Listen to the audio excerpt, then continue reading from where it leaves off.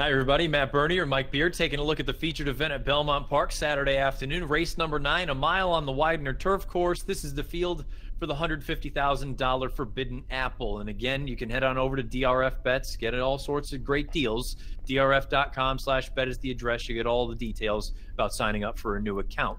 Mike, this is not a giant field. You've got 7 signed on, but in my opinion, this is arguably the best race of the weekend, and it's certainly graded stakes quality. Yeah, no, I definitely agree with all that stuff. Only a field of 7, but it feels like it's not that hard to make a case really for any of the 7. I mean, maybe there are a couple of horses it's a little more difficult for, but there's just a lot going on here. A lot of talented horses, obviously graded stakes quality horses. There are stretch outs in here. There's speed. There are good closers, a couple of ship-ins. This is a very, very interesting race.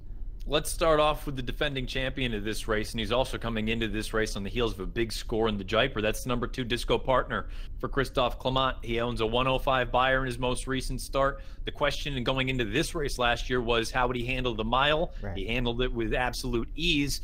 The distance isn't a problem. You know he's got some tactical speed. He's strictly the horse to beat. Yeah, I mean, I agree with everything that you just said about him. I mean, you know, if he shows up in this spot, and he came in here last year off of a really strong performance in the Jaipur sprinting, they stretched him out in this spot, and he just ran a very good race. He won that race very easily. It looked like the mile was no problem for him, and he sort of comes in on the same pattern here. They went into the Jaipur this year. I don't know if you agree with this or not, Matt, but when I watched the Jaipur live at Belmont on that Saturday, Belmont Saturday, I kind of wasn't blown away by his performance. I was like, he got it done in there, but I wasn't, blown away by it. And I really turned around on that after I went back through the replay a little bit more closely, because when you go back and watch that race, that pace just was not fast for those level of horses. This horse was out of it. He came to the outside through the stretch, and he came with a big run to close down what was not a fast pace. I actually think he ran really well last time, and now he's going to try and defend his title in Forbidden Apple, and he's way the horse to beat.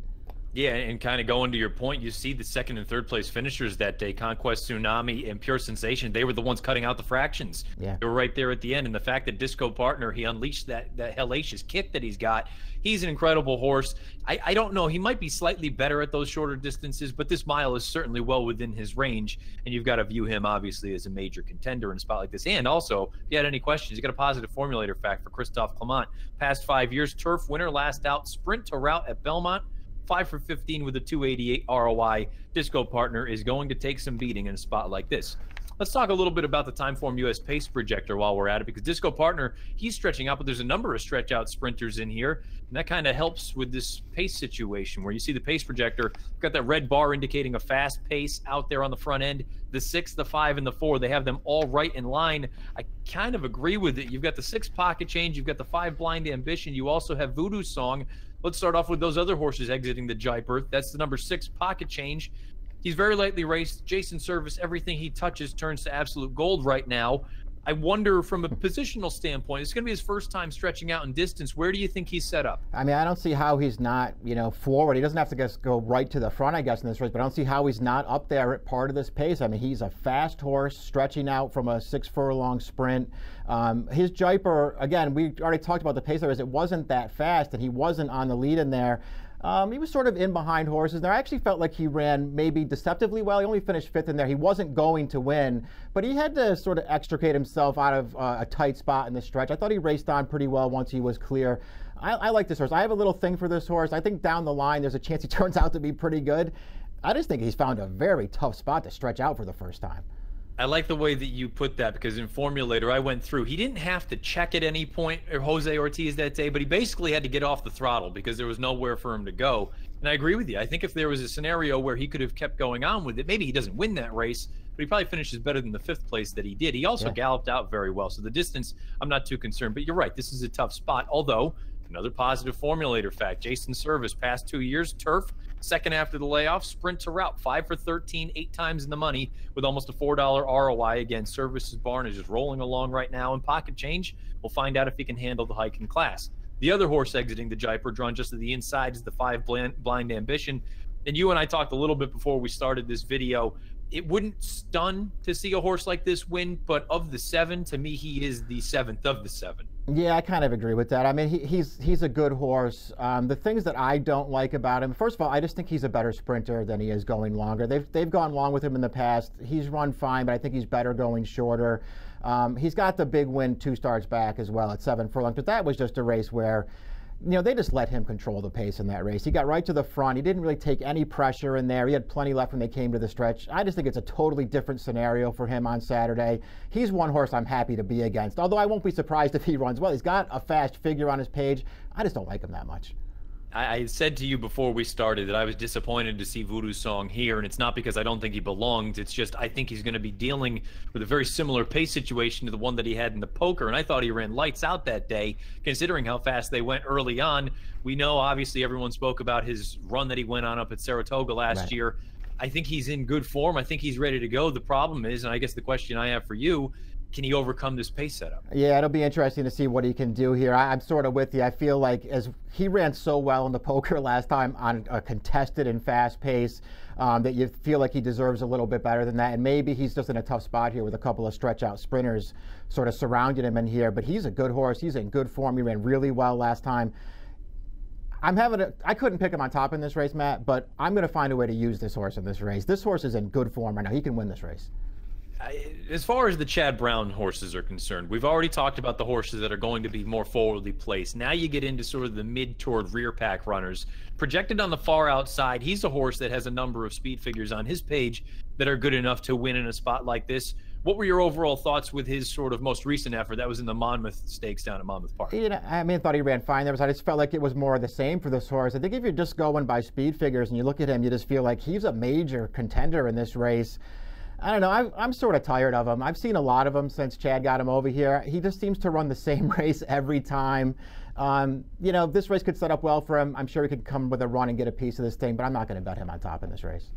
I know he has won at a mile, but there's also a part of me that wonders if he's a little bit better going a little bit longer, whether it's 8.5 or 9 furlongs. The other Chad in here is a horse that's going to be coming from the back of the pack. That's Offering Plan. He's a really solid New York bred. I thought he was pretty solid in that Kingston. For a minute on the far turn, I thought he was in some trouble, but Javier kept him out in the clear, made sure that there was not going to be any sort of an issue, and he went and ran down some decent enough horses.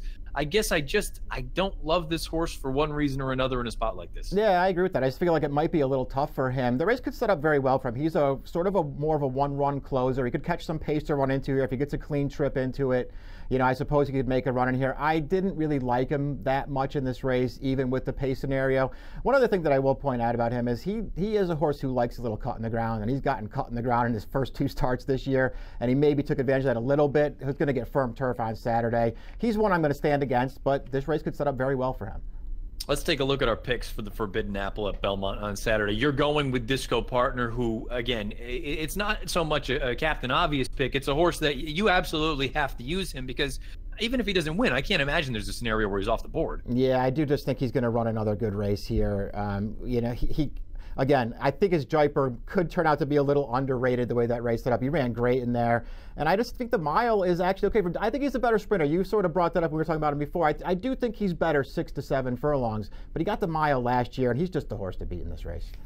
I've always loved Mr. Haverkamp since he started. We talked about it, I believe, last year going into the Saranac. The 3 of us, you, myself, and Dan, we all picked him going into that spot. I wonder if he's going to end up being a little bit of the wise guy horse in this race here, unfortunately. I thought his return to the races and the steady growth off of basically a 6 or 7 month layoff, I thought it was awesome. He was wider than wide throughout, and it was on a synthetic surface, which, okay, he's suitable and he can handle it, but I think he's a heck of a lot better on grass. I guess the question is, do you really think he's ready to step his game up? Because this is going to be the toughest field he's ever faced. And really, if he is kind of the wise guy horse, is there any real value in him? Yeah, it comes down to price with him a little bit. I'm with you. I think he's a very interesting horse in this race. If you can get him at the morning line, I think they have him, what do they have, around 6 or 8 to 1 on the morning line. I think that's a very square price. He's a horse I want to use. I'm with you. I think he's talented. I like him a lot better on turf. And I actually think he might have taken a step forward in his 4-year-old debut. He was awful good last time off the layoff. I like him getting back to turf. I actually like him at the mile too. You could look at him and say they came to Saratoga with him last year, and he didn't run that well in that race, but that was a good field. That was a 2-turn mile and 1/8. I think that might have been a little far for him. I like him at this 1-turn mile against these horses, second off the layoff. There are a lot of ways to look at him and like him, especially if he's the price on the morning line. That Saratoga race, he was also still a little bit green. Like you say, that was only his third lifetime start. So we'll see what we get from him. He should appreciate a fast pace up on the front end. Mike's going to go with Disco Partner. I'm going to go with Mr. Haverkamp. I'm going 1-2 in this spot. I believe you're going 2-1. That's correct. All right, we'll see what we can do with the featured event at Belmont Park Saturday afternoon, the Forbidden Apple. It's race number 9. Again, you can play this race as well as all the other races at Belmont Park on Saturday with a DRF Bets account. Head on over to drf.com/bet. Get all the latest details as far as a new sign-up is concerned over at DRF Bets. Race number 9 at Belmont, the Forbidden Apple. Scheduled post time is 5:50 Eastern. Best of luck.